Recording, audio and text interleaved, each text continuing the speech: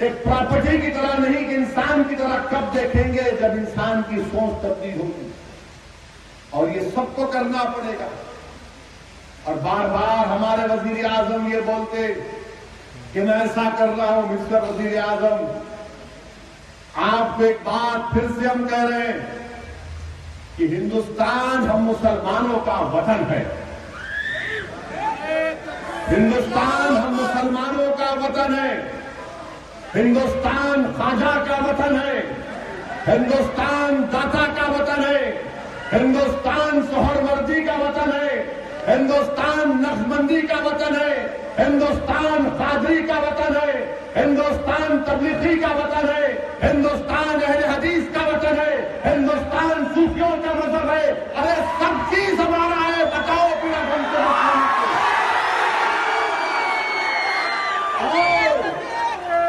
और वजीर आजम, ये हिंदुस्तान वो है जिसकी हवाएं हमारे आका को पसंद आई थी। हमको इस मिट्टी से मोहब्बत है मिस्टर मोदी। हमको इस जमीन से मोहब्बत है मिस्टर मोदी। हमको इसके पहाड़ों से मोहब्बत है मिस्टर मोदी। इस सरजमीन से हमको इतनी मोहब्बत है कि जब हमारे बुजुर्गों ने अंग्रेजों के खिलाफ लड़ाई लड़ी मिस्टर मोदी, तो हमने अंग्रेजों से माफी नहीं चाहिए सावरकर की तरह। हमारे बुजुर्गों ने 6 खत नहीं लिखे अंग्रेजों को, बल्कि हमारे बुजुर्गों ने कहा, अंग्रेज तुझे हिंदुस्तान छोड़कर जाना पड़ेगा, या अगर नहीं जाएगा तो हम तेरे खिलाफ पड़ेंगे। और हमारे बुजुर्गों ने काला पानी की सजाएं काटी मिस्टर मोदी। सावरकर की तरह खत नहीं लिखा, हमने अपनी जानों को फांसी के फंदे पर लटका दिया। मिस्टर मोदी, तुम्हारी आरएसएस अंग्रेजों से साफ बात कर रही थी और हमारे उलमा अंग्रेजों के खिलाफ जिहाद का फतवा दे रहे थे।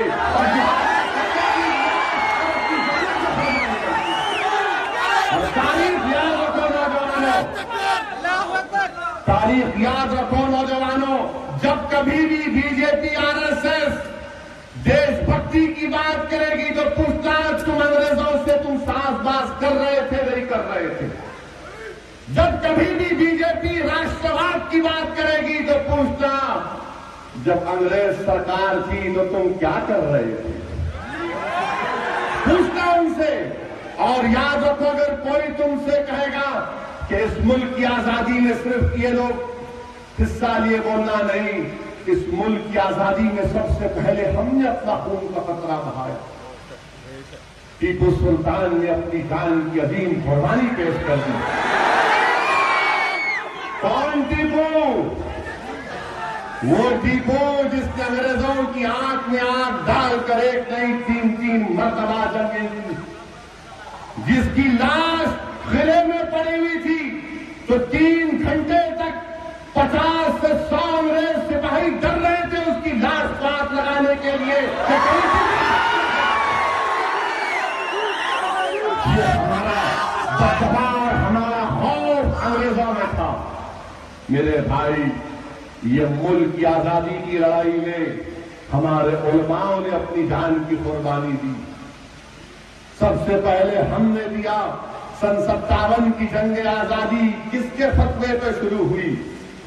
नागपुर तो नहीं था, आरएसएस का दफ्तर भी नहीं था, सावरकर भी नहीं थे, गोलवालकर भी नहीं थे, हेगडेकर भी नहीं थे, कोई नहीं थे, हम ही थे सामने तोपों के सामने हम थे। गोलियों का निशाना हमारे सीने थे और फांसी के फंदे पर हमारी गर्दनें थी। ये हमने किया। और क्यों किया? कि मुल्क जब आजाद होगा हमारी शरीयत पर कोई आंच या हमारी शरीयत में कोई तब्दीली नहीं होगी। ये क्यों किया हमने?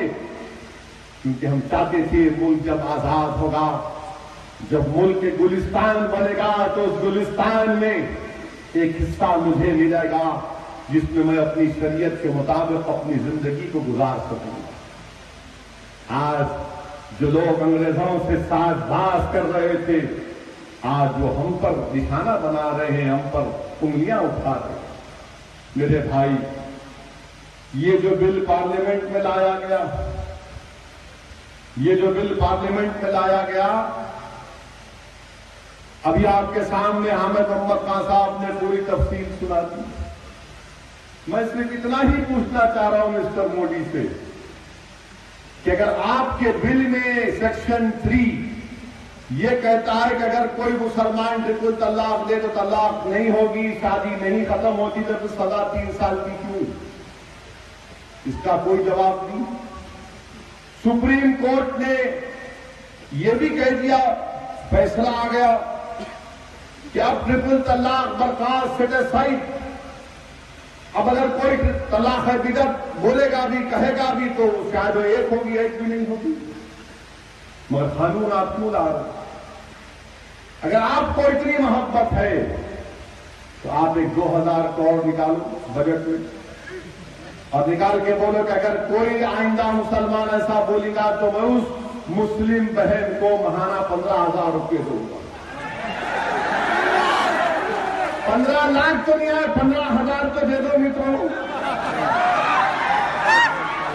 15 लाख तो नहीं आए, 15,000 तो दे दो।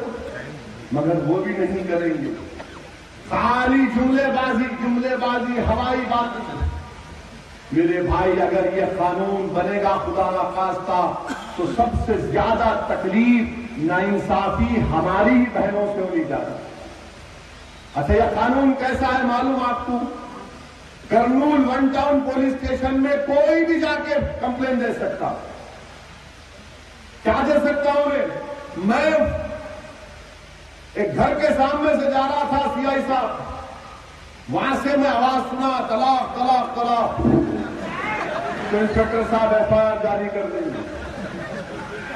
और क्या करेंगे इंस्पेक्टर साहब के पास जाकर? अगर वो बोलेगा भी, अरे नहीं साहब, मैं हनफी नहीं हूं, मैं अहले हदीस हूं, तो इंस्पेक्टर बोलेगा नहीं, हनफी अहले हदीस ने पहले दुबई को जेल को जाओ, वहां कोर्ट में देखो। अब आप बताइए कि कोई रोड चलता आदमी कंप्लेन कर देगा? कोई भी रोड चलता आदमी कंप्लेन कर देगा। ये कौन सा कानून? और फिर क्या होगा? अगर मान लीजिए कि अगर वो मर्द गंदा है,